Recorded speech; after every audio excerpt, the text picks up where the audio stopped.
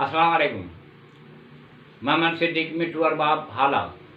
मौजू कहाणीअ जो नालो डपु ऐं ञुञ।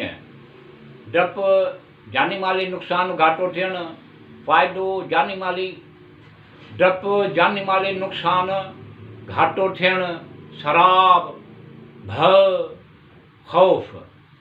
ञुञ जानी माली फ़ाइदो नफ़ो थियणु, ढउ, उम्मीद भलाई, उम्मीद जुञ, सिराब। पाठ नंबर 110।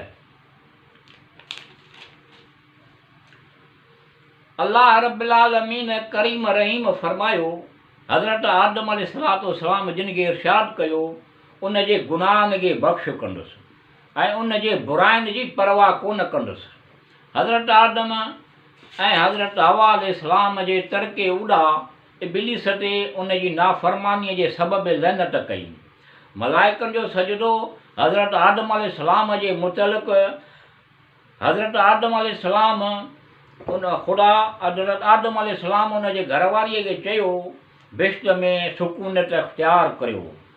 बिश्त जेको चाहियो, बिश्त में जेको चाहियो बग़ैर कंहिं महिनत मशक़त जे खाओ, पर उन वण जे वेझो न वञिजो। शैतान संदसि मकर फ़रेब सां गॾु बिश्त मां कढण जी कोशिश में बहकाइण लॻो। शैतान चयो, ख़ुदा तव्हांखे सिर्फ़ु उन लाइ मना कयो आहे जो तव्हीं ॿई फ़रिश्ता न थी वञो, जंहिं ॾींहुं अगरि उन खे खाईंदव त ग़ैब जूं ॻाल्हियूं सम्झंदव। उन ते तव्हां क़ादिर थी वेंदव, जंहिं उन शख़्स वांगुरु ख़ुदा कुदरत सां मख़सूस आहे, क़ादिर आहे।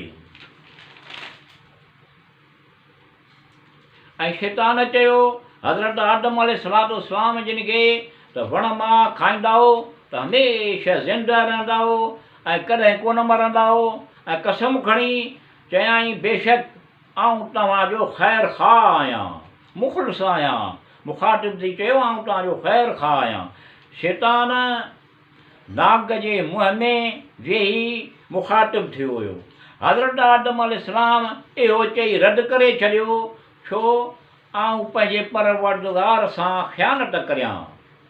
हिते सभु मेवा अहिड़े क़िस्म जा मेवा आहिनि, खाइण पीअण लाइ खाऊं पियूं पिया। उन में असांजी भलाई हुई, ख़ुदा इख़्तियार कोन कयो। हालांकि अलाह करीम आहे, ॿियनि सभिनी कर्म करण वारनि खां घणो करीम आहे। ऐं छो त उन फ़ैल जो इर्तिकाब जो कसद करियां जंहिंसां मुंहिंजे परवरदिगार मूंखे मना फ़रमायो आहे। शैतान हज़रत आदम अलैहिस्सलाम जिन खे फ़रेब ॾियण में मायूस थियो। वरी ॿिए भेरे शैतान नाग जे मुंहं में वेही हज़रत हवा जन सां ॻाल्हायो, हज़रत हवा जन सां मुख़ातिब थियो, जेको वण ख़ुदा तव्हांखे हराम कयो आहे, हाणे तव्हां लाइ हलाल करे छॾियो। छो त उन सम्झे छॾियो त तव्हां उन जे सभु सुठी तरह सां अताअत कई ऐं उन जे हुकुम जी तइज़ीम कई। जो मलाइकनि हिन वण ते मोकुल कया आहिनि, उन लाइ त हैवाननि खे दफ़ा कनि था। अगरि तव्हीं उन वण जो कसद कंदाओ, तव्हांखे मना कोन कंदो। लिहाज़ा सम्झी वठो त तव्हां ते हलाल आहे।